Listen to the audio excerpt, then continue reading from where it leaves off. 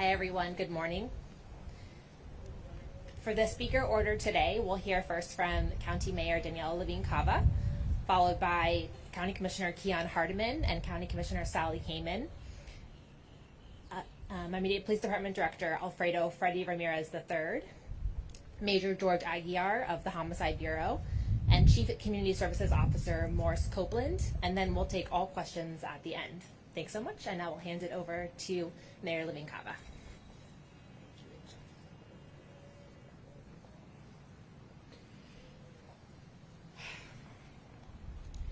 Well, this is a day that we should be with our loved ones. We should be remembering those who are lost, who've served our country, and instead, here we are standing once again for a terrible tragedy.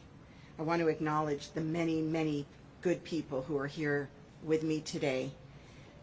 We have Senator Chevron Jones, Senator Jason Pizzo, Representative Alex Rizzo, Bob Cicada from ATF.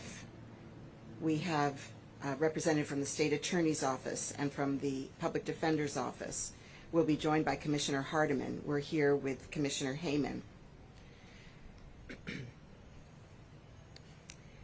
We have Iraida Mendez-Cartaya from Senator Garcia's office. We have our Chief Public Safety Officer, J.D. Patterson, our Chief Operations Officer, Jimmy Morales, our Police Director, Freddy Ramirez, and many community members, many who are themselves victims of crime committed on their family members, including Daniela Pierre from the NAACP, Letha Bush, Romania Dukes, Manny Gutierrez, and Alex Picaro, who's the chair of the Sociology Department at University of Miami, Suzette Rice from Crime Stoppers. So once again, this is a weekend when we should be out remembering, enjoying time with loved ones, and instead we're here mourning 3 more people dead, dozens more injured, some in critical care. I join all the leaders here today and the entire community in extending my deepest condolences to the families of those we lost, and we pray for those who are still struggling for recovery in the hospital, waiting for good news. These despicable shootings in Northwest Dade and in Wynwood are shameful acts of violence that have left innocent people dead and injured. In total, over 30 people shot and 3 dead so far. This is unacceptable. Let me be very clear. We will do everything we can, and use every resource available to bring these people to justice. We will leave no stone unturned. We will leave nothing behind to bring these shooters to justice. I'm so grateful to the Miami-Dade Police Department under the leadership of our Director, Freddy Ramirez, and for all of the municipal law enforcement partners and first responders. We are joined with partners from FBI, FDLE, ATF, and others. They've been working around the clock all through the weekend to care for the victims, to reach out to their family members, and to expedite the investigations. Collaboration is the key. It's critical to solving these crimes, and our law enforcement community has involved. The federal, the state, the local, national agencies are following all possible leads, and we are working in close partnership. Soon you'll have an update on the investigation. And when appropriate, we know that our state attorney and the U.S. attorney will use the RICO Act to make sure that we can enhance prosecution and penalties using our federal agencies as well. Our victims' advocates have been in touch with the families. They're reaching out to provide grief counseling and other resources. They are on the scene and in the hospitals. And I am fully committed to making sure that Director Ramirez and the Miami-Dade Police Department have all of the resources they need to find the people who did this. And to our community, we need your help. We need your help. We need information. We need you to come forward if you have information to help us solve these crimes. We have $100,000 that was pledged in reward for the Northwest Dade shooting, thanks to the generosity and concern of our business leader and community leader, Marcus Lemonis. He has stepped up. I've spoken to him. He is committed to doing what he can to help us solve these crimes. And you can leave a tip anonymously with Crime Stoppers by calling 305-471-TIPS or visiting crimestoppers305.com. Again, 305-471-TIPS. Please help us to bring to justice these shooters, to bring justice for these victims, and help us prevent more violence. We must get these killers off the streets. We can only do it with your help, and we must break the cycle of violence. There is a cycle. Gun violence is an epidemic, and the pandemic has intensified it. We must invest in public safety, and we must invest in our communities. So we are joined today. We are joined today not just by our law enforcement, but by our public safety teams, with our Chief Community Services Officer Morris Copeland, because my administration is focused on getting sure to the root causes of crime and to match residents with the services they need, so there is no wrong door for getting services, for accessing county resources, to build stronger and healthier communities. We must do both, prevent and seek justice. So it is more urgent than ever that we invest in solutions to tackle gun violence at its root. We need to confront the underlying conditions, the causes, and reverse this crisis, undo this cycle of violence. And we will continue to work with our partners at the state and the federal level to bring common sense gun reforms that will make our communities safer, that will keep dangerous weapons out of the hands of the wrong people, and help our police close these investigations faster. We need to continue to work closely with the community leaders who are a huge asset in this fight on crime. They are the ones helping us neighborhood to neighborhood to bring forward community-driven solutions to solve violence and help our police solve crimes. We need alternate pathways for the most at-risk of our youth, and we must seek to build safer, more prosperous neighborhoods to stem this tide of violence. Our Peace and Prosperity Plan is my administration's effort, a plan that we will strategically invest $90 million across 19 years, thanks to the FTX naming rights revenue, the partnership, and that will help us tackle gun violence at its roots. We've worked hand in hand with community leaders and with experts in violence prevention, our elected leaders, law enforcement, community leaders, to put this plan together, the Peace and Prosperity Plan, and it specifically focuses on prevention and intervention strategies. And through this plan, we will aim to invest dollars in expanding the enforcement and intelligence capabilities of our law enforcement as well. There's going to be more funding for intelligence analysts who are needed to invest in the resources to monitor, identify, and solve crimes. This is critical because these things are appearing on social media, and our analysts can help us. We'll invest in Project Greenlight, which was proven successful in Detroit, putting cameras in high crime locations with direct connection to the law enforcement organizations, to our police departments, so they can respond swiftly and reduce crime. And we've invested through this plan in our state attorney's office for additional state attorney, prosecutor, and victim advocates to be closer to the scene and accelerate these cases, their investigations. So we'll be creating new pathways for the high-risk youth. We'll be looking at those who are already, unfortunately, involved with our juvenile system. This is critical to keeping our youth safe and off the streets this summer.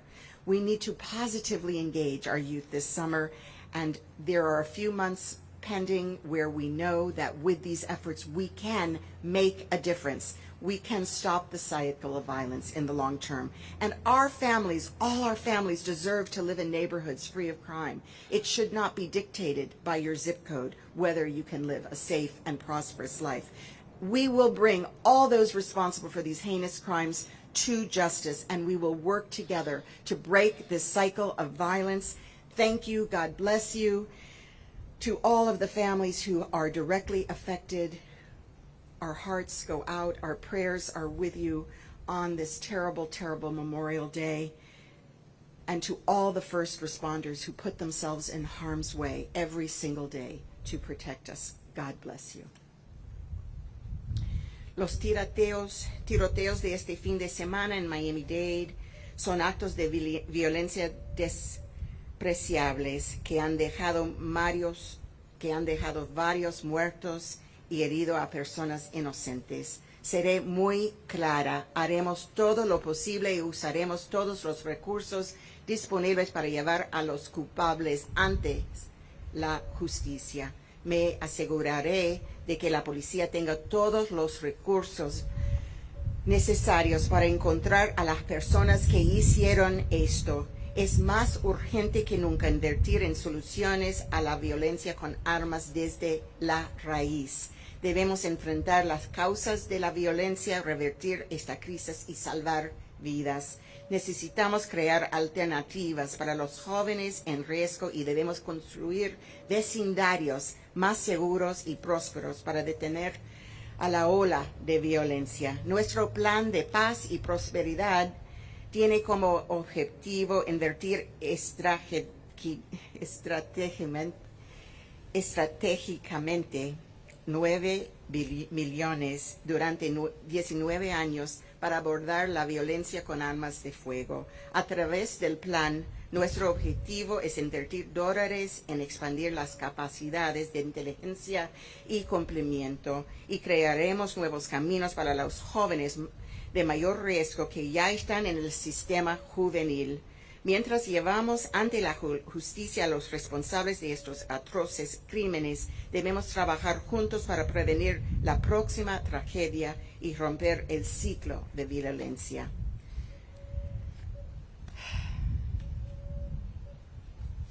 Gracias.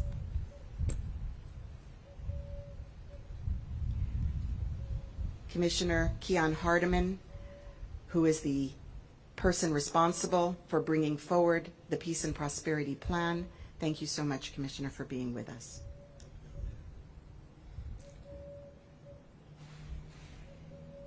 We have to be clear about what's happening in Miami-Dade County. These are acts of domestic terrorism. Anytime a shooter strikes 20 people, most of whom have nothing to do with whatever their issue is, anytime they strike them down and they die in our community, it is meant to keep us from having a regular life here in Miami-Dade County. It is to keep us from going out and enjoying ourselves. It is to keep us from being a part of the economic system that is flourishing in Miami-Dade County. It is to put a chill on our communities. If you look at the most recent shootings, they happened in areas where people were out to have a good time. They routinely happen in neighborhoods where people are accustomed, sadly, to gun violence.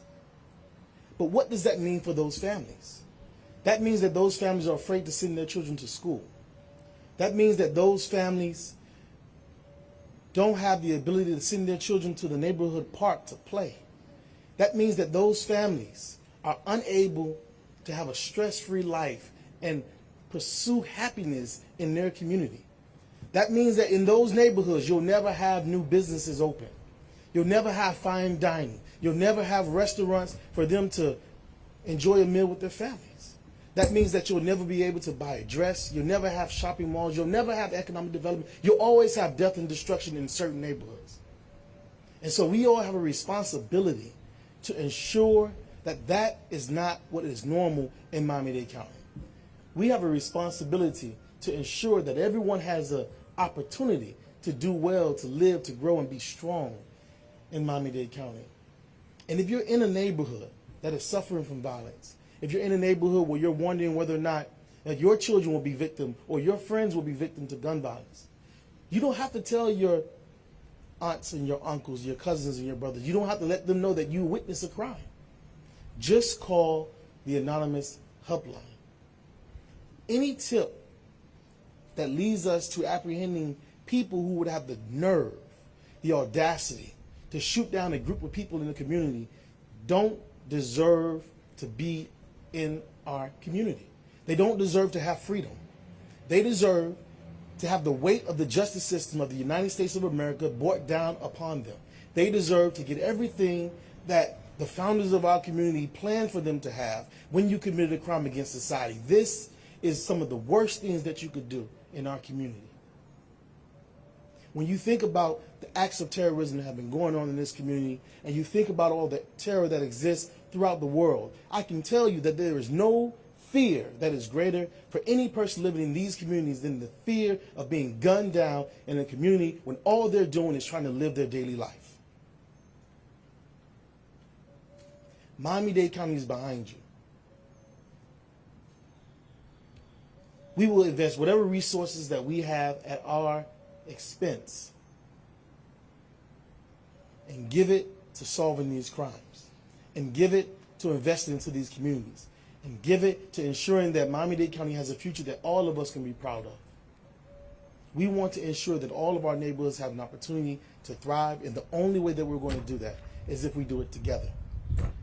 And so when you look at the people that are standing behind me, this is a coalition of everyone, from the federal level to the local level, to ensure that we have safety throughout our communities, to ensure that everyone can live in their community in peace. And overall, that no one should have to move out of their own neighborhood to live in a better neighborhood. Thank you so much.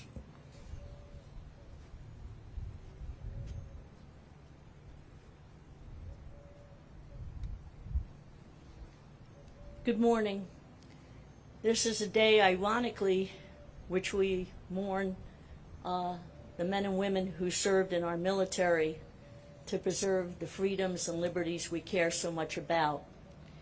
And today we're here mourning the everyday citizens, people on our streets, innocently gunned down.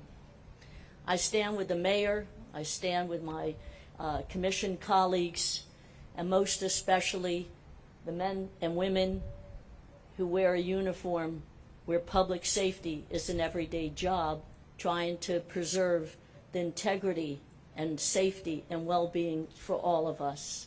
And for the general public, but most especially the families who were directly affected by the two most recent shootings here in Miami-Dade, and all of those other people indirectly who become victims.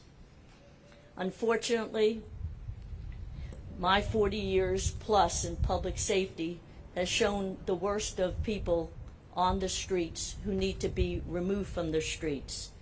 But most especially the situation of bad people having easy access to automatic weapons, an everyday reality and occurrence, is constant. And the consequences is the devastation of this shooting, two shootings, and so many others in which innocent people are killed and lives and families destroyed. Ironically, the only variable in a civil society such as ours and a great county that we all live in is that the location changes. The names and the numbers of the victims, they change. It shouldn't be a national everyday occurrence. I am excited to be part of the lawmaking body on Miami-Dade County's dais, in which the mayor, law enforcement, and a lot of incredible agencies have come together to say the causative variables need to be addressed, not just the reaction after a shooting. And so with a legitimate budget, money coming in at all levels, and an interested community caring for each other, we stand together as part of a solution. Thank you, and have a good day.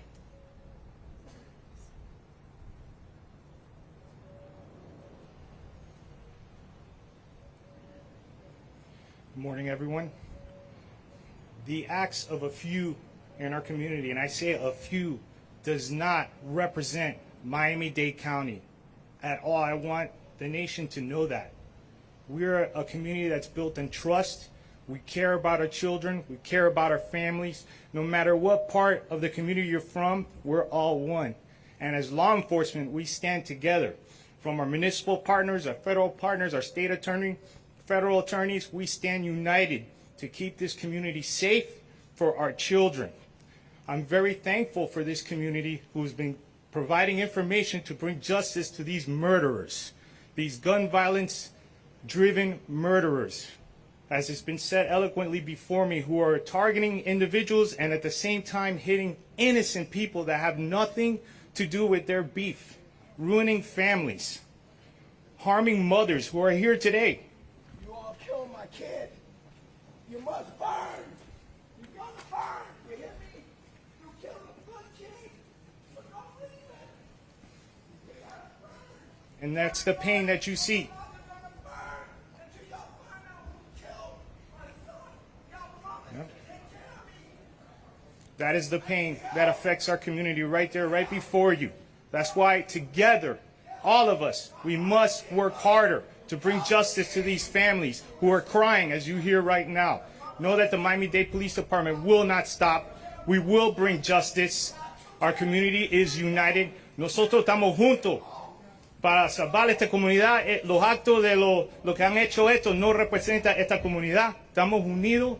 Los fiscales, los departamentos de policía, el gobierno, estamos unidos para traer justicia a estos individuos, estas personas, estos criminales que han creado estos actos que la verdad que es una vergüenza. Y ahora tú ves los padres, las familias que están llorando porque lo que ha pasado aquí, las víctimas. Ellos caen de atrás a los que quieren matar y lo que han hecho es matar a los inocentes. Y ahora eso es lo que tú tienes, las familias roto, rompido. Y era responsabilidad de todo el mundo aquí para traer la justicia y estamos unidos. Gracias.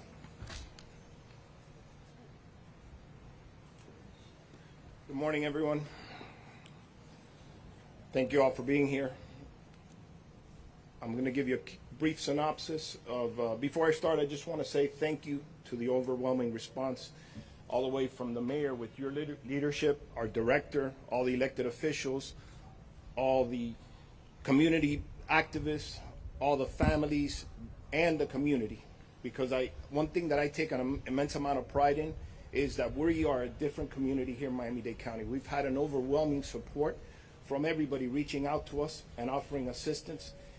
And the community already, as this developed, immediately starting to call in Crime Stoppers tips and giving us information. Some people just reached out directly and told us, hey, I heard this, I saw that, and that is something that we definitely need. We encourage this to continue so that we can bring this case to closure. What you just saw there is an example of the unintended victims of these crimes. Okay, the mother that yesterday fell down and broke down in front of me that I could hardly hold her up, and we had to get a group of people to hold her up when we have to tell her that her child is dead.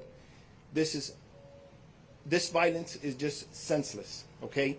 For you guys that are out there, if you're watching this and you're responsible for this, look at those victims that you don't take into account. Those victims are hurting, they're destroyed, their lives are turned upside down this morning. It's despicable that because of whatever reason you have or whatever issue you have with these people, look at what you're causing to this community. On the early morning hours of Sunday morning at 7360 Northwest 186th Street, there was an event at El Mula Lounge. There was a crowd starting to gather out in front of the establishment while they were waiting to enter the location. At that point, we have investigative information that a white Nissan Pathfinder approached the side of the entrance. 3 individuals exited that Pathfinder armed and opened fire on the crowd. As a result of that initial shooting, several groups that were in the parking lot also armed themselves and opened fire towards the initial shooters. That resulted in many of the cameras were out there yesterday, a very extensive crime scene with multiple people being transported to multiple hospitals throughout Miami-Dade County and Broward County. We have a total of 23 people were shot. 2 were deceased on scene. 3 are critically injured in the hospital today, clinging to life. And the 3 have been released. The remainder still are hospitalized. And we have 1 17-year-old that was part of this, that was treated and released because he was shot in the leg. At this point, the only investigative information that I'm going to say is that we're looking for this white Nissan Pathfinder. It's a vehicle of interest that we have right now. We know that the individuals, we have intelligence information that this resulted from an ongoing rivalry from 2 different groups. We know that our intended target was most likely in front of the establishment when the shooting took place, and that's what we're trying to work now with our investigators to work through all of this. We have still a lot of work to be done, forensic work, a lot of video that still needs to be gone through. The investigators haven't stopped working since last night. They were on the scene for almost 24 hours. And we will continue. We're going to continue to move forward. As you can see here, we're all united. We're all one.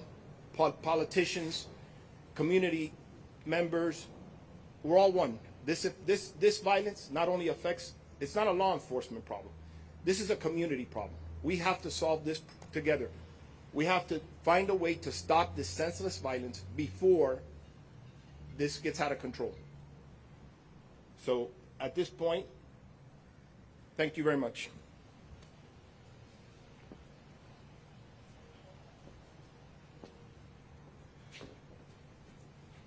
Good morning. My name is Morris Copeland. I'm the Chief Community Services Officer for Honorable Mayor Daniela Levine Cava. As you can see, the pain is real. And this is nothing new, particularly to communities that are challenged and that face gun violence on a regular basis. As you all heard from our earlier speakers, that we are going full tilt in every direction, from prevention, intervention, to reentry, because we know that after the fact is not good enough. We want to prevent these things before they even get to this point. So we're investing in our young people, particularly those that have been disinvested in and disenfranchised from the process, left behind. We want to make sure that they have a stake. They want to make sure they feel like they belong to something before they pick up a gun, because none of them are born with AK-47s in their hands. None of them are born killers. These are all learned behaviors. These things can be changed. These things can be stopped. They can be arrested before they even get to the point where they're picking up a weapon and shooting someone indiscriminately. So I say to you, we can do this only together. We cannot be separate. We have to be united in this cause. We have to be focused, laser focused on those that are most at risk. And that is part of the mayor's plan, and that is part of the No Wrong Door initiative, whereby whoever you are, your zip code should not dictate your outcomes. Thank you.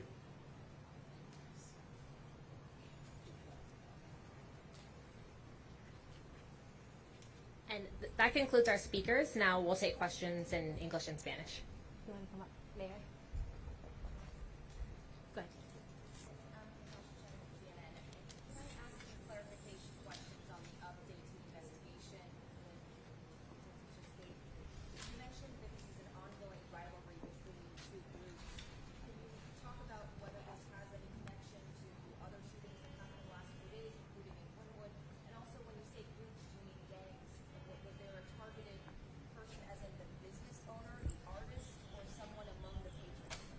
At this point, I'm not at liberty to pinpoint that out. However, there is no connection at this point. What I am going to say is there is no connection between this case and the one that happened in Wynwood.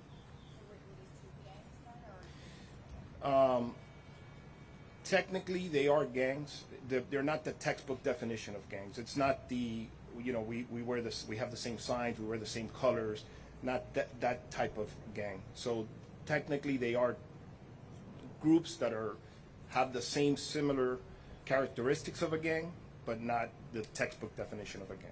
And I saw in the press release just now that was sent out some information about the victims. I know that there are no names yet for the deceased. If you're able to help confirm, was that gentleman just now the father of one of the deceased?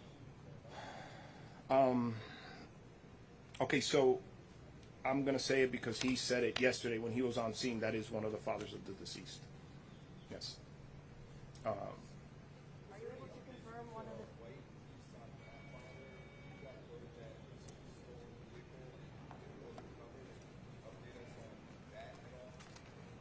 I'm not at liberty to speak about that right now. But it is a white Nissan Pathfinder. I'm not going to discuss anything further as far as the vehicle. I can't release that So you're information. releasing the video? Yes, we are going to be releasing a video shortly, a clip of the vehicle and the individuals exiting the vehicle, so that way we could help with anybody that's got information to call in to 471-TIPS. That's very important that we continue. It's already started last night. We continue this. Please continue to call in anything that you see, even if it's something that it's unrelated. We'd rather have the information than not have the information. And it's already happening. There's several people calling in last night. Some information has already been vetted, and we've already excluded that information, but at least the information is flowing, which is important. Talking about that video that's going to be released, what specifically do you want viewers to be focusing on as they look at that video? Well, I would say that even though some of these individuals have masks, but we know that through some of the people that we know, there's certain mannerism, there's certain characteristics, so that we look for people, we can say, hey, that looks like so-and-so, or possibly could be this person, and that's the information that we want. We want the information of, even if it's not the individual, I'd rather have the information and vet it out than not have the information. Yes, ma'am. What I just said? Ok, lo que estamos buscando en ese video, por favor, es que las personas miren el video y a lo mejor mirando, los individuos tienen máscara, pero a lo mejor mirando las características de la forma que ciertas personas se mueven, algo que lo pudiera dar una pista para identificar quién son estos individuos y que los ayuden con este caso.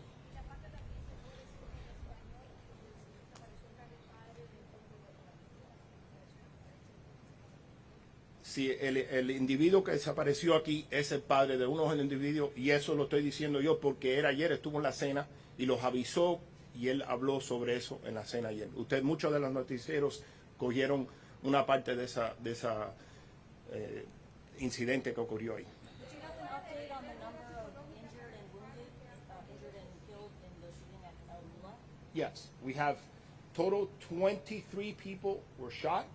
2 of the 23 were deceased on scene. 3 are, everybody else was hospitalized. 3 are in critical condition this morning still. 3 have been released, and one of the released is a 17-year-old child who was shot in the leg. You said rival groups. This appeared to be, or as you guys have said, a targeted incident, at least the situation. What are the challenges with law enforcement in terms of resources, networking with communities? Are these gang-related incidents, and could police use more resources in terms of investigating these types of crimes or preventing them on the front end? So I can tell you that we've so far have not had any limited resources from our perspective, from the mayor's office on down to our federal partners. There's nothing that I could have asked differently. The response was actually overwhelming of the amount of support that we actually had to tell people, thank you, but we don't need your services right now. We've not only been in communication with our police department, we're also communicating with all the municipalities, preventing what you just spoke about a minute ago, because obviously this weekend was a very challenging weekend. There's a lot of events going out throughout Miami-Dade County, and part of our responsibility is to ensure that we had an incident here. We make sure if there is any retaliation or any potential threats of a retaliation, that we reach out to those agencies. We're in constant communication with the beach yesterday. We were in constant communication with the City of Miami Police Department so that they would be aware of what was going on in our jurisdiction, and they were sharing information as well, what was going on in their jurisdiction, so that we could prevent any further acts of violence. Yes, and I want to emphasize that we're investing more resources through the proposed Peace and Prosperity Plan into the intelligence analysts that are important for predicting and finding these things ahead of time, so we can deploy the resources to the scene, as well as the Project Greenlight with the cameras that will go directly to the police department and also to the state attorney and victim advocates to work directly on solving crimes. Are police getting enough help from the public? You said you got several tips, a lot of information. We always could use more help from the public, and that's why you're here to help us get the word out.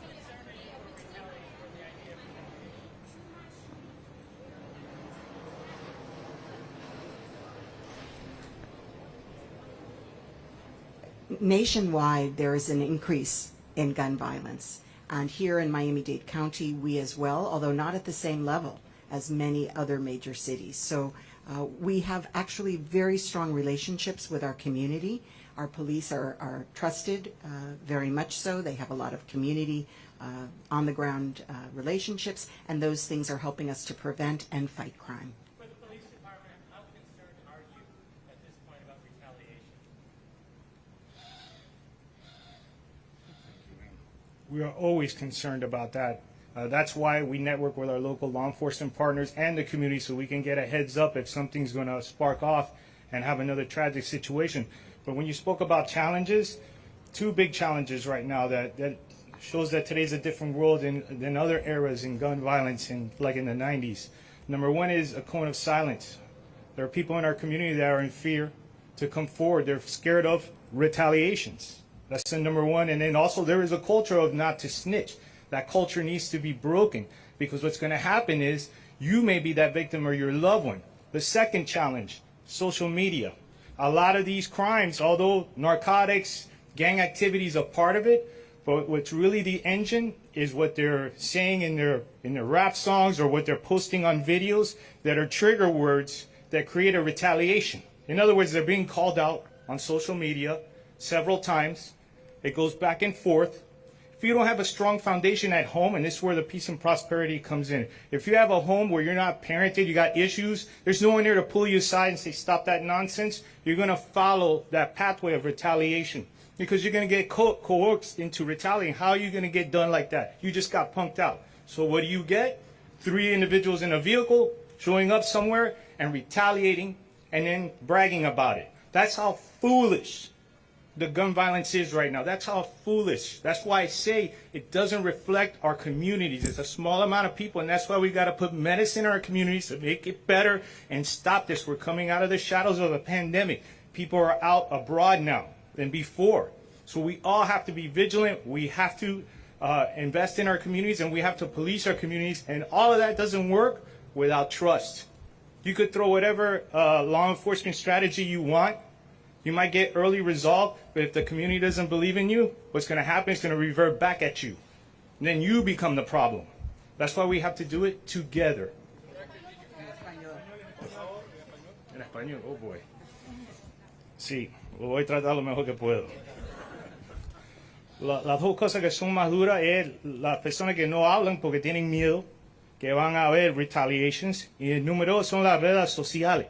Lo que estamos viendo es que muchos de estos muchachos se están haciendo videos, diciéndose unas cosas para atrás y para adelante, y lo que pasa es, si tú no tienes familia en tu casa o recursos para que no vaya a responder en una manera violenta, eso es lo que pasa. Se violan, se llaman a uno cada palabra, entonces lo que pasa es que ellos cogen armas y respondan con violencia. Y ese es el problema, lo que estamos viendo, que es diferente que antes.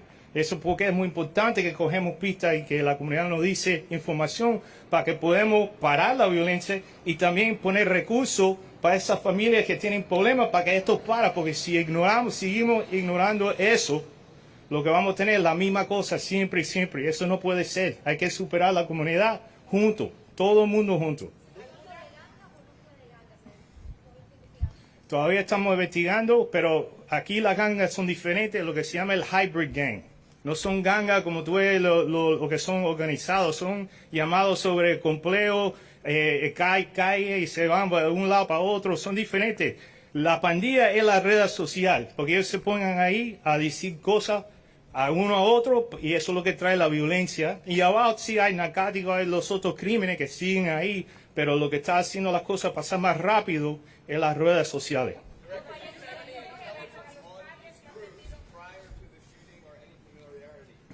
Our homicide task force and our local law enforcement partners in federal are very well of these different organizations. That's why we always have linear investigations. That's why if you go on our social media, you'll see all the dope and guns that we're taking off the street. A lot of that is based off the cooperation from the community, and that's just what we need.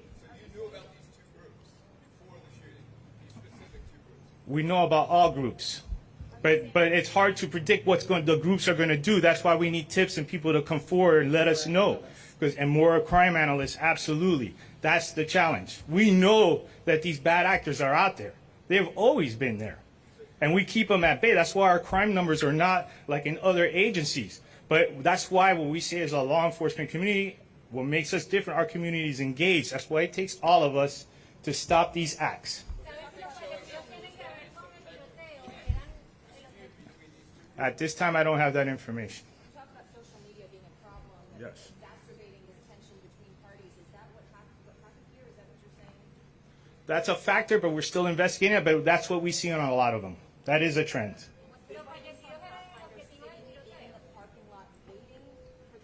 From what I understand. No, they were there in the parking lot for quite some time, a few minutes, or probably about 20 to 40 minutes there, which shows that gives you the intent was that it was targeted. Do we know who was targeted? No, we don't know that. We're still working that. That's why we need that information from the community. That's why our detectives have been working around the clock, and we're just in the beginning of this. We're just starting. Mayor, are there certain connections among different county employees to this event? Are you saying there are family members who have been wounded or killed? You named some people in the beginning. We have a community of people who have been victimized by gun violence, have lost loved ones, family members, and they are standing with us today. Do we know of any county employees? I'm not specifically aware of county employees directly affected.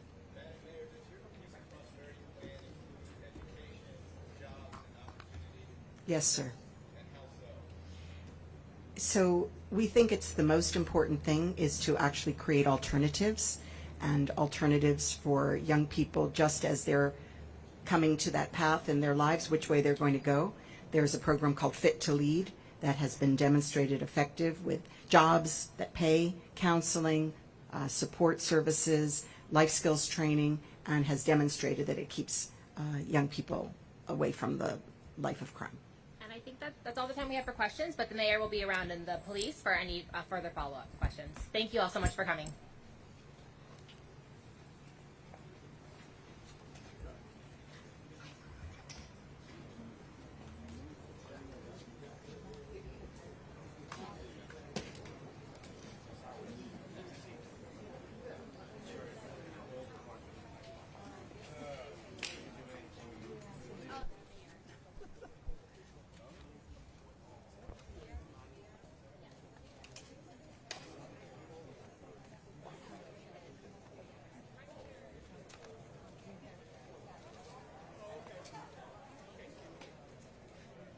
Niña, suelta el cable por allá para el voy corriendo.